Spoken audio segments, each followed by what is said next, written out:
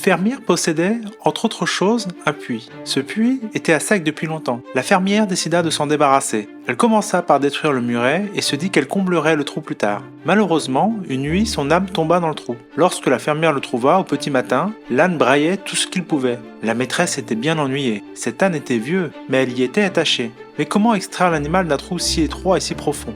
La mort dans l'âme, la fermière décida d'enterrer vivant l'âne pour qu'il le souffre moins longtemps. Elle invita ses amis et voisins à l'aider. L'âne comprit de suite ce qui se passait et ses cris redoublèrent. Mais au bout de quelques minutes, il se tut. Ils furent étonnés et pensèrent que l'animal avait fini par accepter son sort jusqu'à que la fermière se penche au-dessus du trou. Ce qu'elle vit la stupéfia. À chaque pelletée, l'âne se secouait et aplatissait la terre de ses sabots. Le travail fut long et laborieux, mais à la fin de l'après-midi, le niveau de remblaiement était suffisant pour que l'âne puisse sortir lui-même du puits. Alors que tout semblait perdu, tout est devenu possible, car il avait choisi de vivre.